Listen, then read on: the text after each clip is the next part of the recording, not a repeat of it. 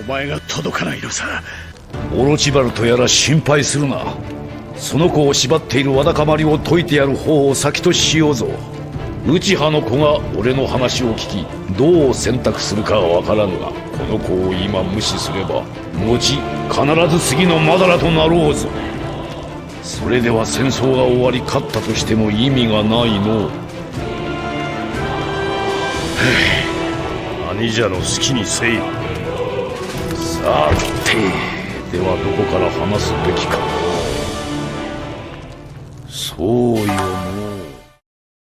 Avant de commencer la vidéo, j'aimerais vous rappeler que vous êtes très nombreux à regarder mes vidéos sans être abonnés. Donc évidemment, si les vidéos vous plaisent, n'oubliez pas de vous abonner et d'activer les notifications pour ne rien rater. Et aussi n'oubliez pas, il y a un serveur Discord à disposition pour parler de divers sujets comme Naruto, Dragon Ball et d'autres mangas. Dans leur dernier combat à la vallée de la faim, Hashirama et Madara se sont livrés dans un combat à mort. Et dans ce scénario, c'est Madara qui a pris l'avantage sur son frère d'armes. Et c'est au terme d'une longue journée de combat que Madara sortit vainqueur de l'affrontement. Constatant là, devant lui, le cadavre de celui avec qui il avait créé le village de Konoha. Heureux et fier d'avoir éliminé le plus grand shinobi de tous les temps, Madara s'empressa alors d'emmener avec lui le corps de Hashirama afin d'y récolter ses cellules pour accomplir son plan, et veiller le Rinnegan afin de déclencher les arcanes lunaires infinis. Contrairement au scénario officiel, Madara dispose maintenant de tout le temps nécessaire pour s'implanter une grosse quantité des cellules de Hashirama. Plus il y aurait de cellules de Hashirama, plus vite Madara éveillerait son Rinnegan, et Madara souhaitait disposer le plus rapidement possible de ses pupilles pour mettre son plan à exécution. Et c'est après s'être approprié les cellules de Hashirama que Madara partit à la conquête des bijoux. Quelques jours sont passés depuis le départ de Hashirama et Tobirama s'inquiète de ne pas revoir son frère. Tracassé, il décide donc de partir à la recherche de son frère en emmenant avec lui les deux meilleurs ninjas de Konoha au cas où Hashirama aurait par hasard besoin de renfort. Après plusieurs jours sans résultat, Tobirama et son équipe se rendirent proches du village de Kumo où ils y sentaient deux chakras surpuissants. « C'est Madara, il est par là !» s'écria Tobirama. « Mais quel est donc cet autre chakra très puissant ?» dit-il à voix basse. Pendant ce temps-là, Hashirama qui avait rencontré le Rikudo Sennin après avoir perdu la vie dans la vallée de la faim, apprit qu'il était non seulement un descendant de Ashura, mais qu'en plus de ça, celui-ci s'était réincarné en lui. Et avec ça, il apprit toute la vérité depuis le début et comprit donc que Indra s'était réincarné en Madara. Après un long temps d'explication, Hashirama revint à la vie avec en plus de ça une grosse partie du chakra du Rikudo Sennin. Une fois revenu à la vie, Hashirama sortit immédiatement de la grotte et partit vite rejoindre Madara pour l'empêcher de mettre son plan à exécution. En même temps, pendant que Tobirama partit à la recherche de Madara après avoir senti deux chakras très puissants dont celui du Uchiwa, Madara venait tout juste de capturer Hashibi, le seul bijou qui lui manquait. Alors en possession des 9 démons à queue, Madara ne perdit pas une minute et partit donc rapidement en direction de sa grotte afin d'y attendre l'éveil de son Rinnegan. Tobirama et son équipe tombèrent alors sur Madara. « Où est mon frère ?» s'écria Tobirama. Madara lui répliqua « Ton frère, tu dis. Tu parles de celui qui n'a fait qu'amplifier la haine et la rancœur des perdants. Où veux-tu en venir ?» répliqua un des hommes de Tobirama. Madara prit la parole. « Ne vois-tu pas l'état de ce monde ? Dans ce monde, partout où il y a la lumière, il y a aussi les ténèbres. Tant que le concept de gagnant existera, il y aura toujours des perdants. Le désir égoïste de vouloir maintenir la paix provoque des guerres et la haine naît pour protéger l'amour. On dit protéger son village pour préserver la paix. Quel désir hypocrite. Pour protéger les vôtres, vous autres Senju avez massacré mes frères et des membres de mon clan. Je vais anéantir ce monde hypocrite et plonger l'humanité dans un rêve où il n'y aura ni guerre ni pleurs. Alors c'est ça ton plan ? S'étonna Tobirama. Tu veux plonger l'humanité dans un rêve ? Cesse de dire des bêtises et dis-moi où est Hashirama. Madara lui répondit. Tu vas très vite le rejoindre, imbécile. Tobirama, fou de rage, s'élança rapidement sur Madara pour tenter de le surprendre avec Kiraishin. Mais sans surprise, Madara esquiva sans difficulté l'offensive de Tobirama. Et c'est alors que ses compagnons entrèrent eux aussi dans la bataille, mais se firent tous les deux balayer au Taijutsu. Tobirama tenta donc le Hiraishin Giri et parvint alors à surprendre Madara, mais cela ne dura pas longtemps puisque celui-ci se fera balayer à son tour. Et Madara utilisa Kajokai Kurin pour s'assurer de leur mort en les empoisonnant. Quelques heures plus tard, Hashirama, toujours aux trousses de Madara, tomba enfin sur lui. « Arrête Madara, tout ça ne mènera à rien, tu le sais très bien. »« C'est bien moi Madara, reviens, sinon je serai obligé de te tuer, alors reviens s'il te plaît. »« Quoi ? C'était bien toi ?» lui répondit Madara d'un air inquiet. Madara, conscient que quelque chose n'allait pas, activa directement tout Susanoo parfait, mais Hashirama parvint en un éclair à le briser et à mettre Madara KO. Le Shodaime, étonné d'avoir eu affaire à un clone, resta bouche bée puis repartit à la recherche du vrai Madara. En effet, Madara ayant anticipé une potentielle traque de la part de Tobirama, avait laissé quelques clones à quelques endroits pour perturber la traque. Mais Madara, alors arrivé dans sa grotte, attendit impatiemment l'éveil de son Rinnegan car il savait que sans ça, il ne ferait jamais le poids face à Hashirama. Le lendemain, Madara se réveilla avec sa paire de Rinnegan et se mit donc à enfermer le chakra de tous les bijoux dans la statue Gedo afin d'y faire revenir Jubi. Après quoi, le démon indiqué fit son retour sur la terre après plusieurs siècles. Hashirama sentit au loin cette quantité de chakra phénoménale qu'il n'avait encore jamais ressenti jusqu'à ce jour. Conscient que quelque chose de louche se prépare avec Madara, Hashirama se rend alors en vitesse vers cette grosse quantité de chakra qui n'est autre que Jubi. À présent sur les lieux, Hashirama constate un changement total chez Madara qui le rendit presque méconnaissable. Qu'y a-t-il Hashirama? Tu n'aimes pas ma nouvelle veste? Entama Madara d'un air moqueur et satisfait. Tu as devant toi le sauveur du monde. Je vais prendre toute cette haine et l'emporter dans un rêve, dit Madara alors devenu Jinchuriki de Jubi. Ne me dis pas que...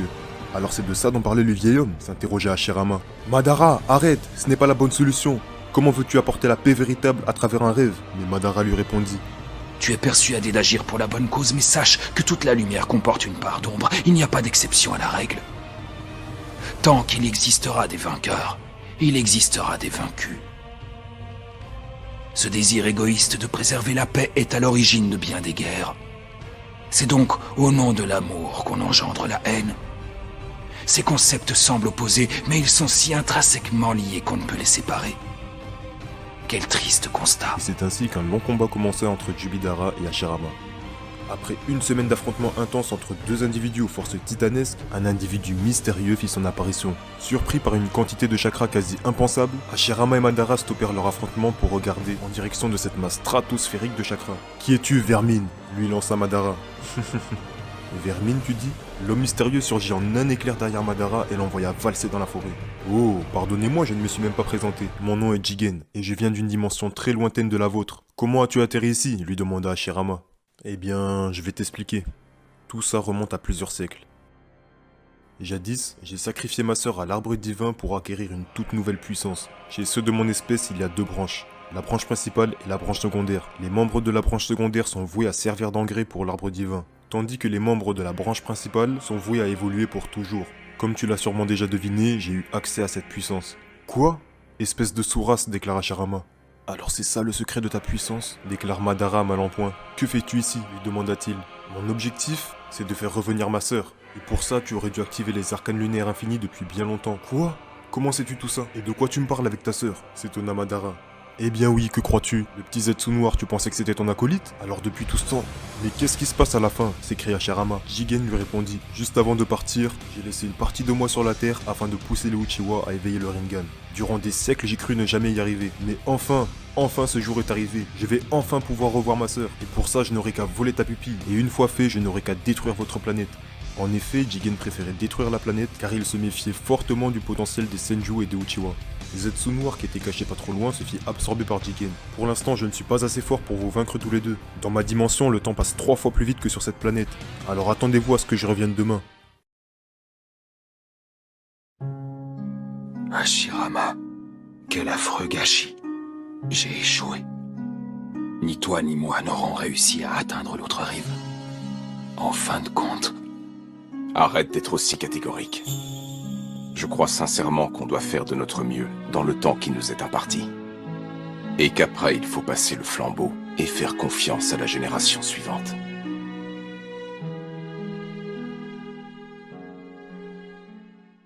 Après réconciliation, Madara et Hashirama firent le plein d'énergie naturelle pour être assez puissants pour vaincre Jigen.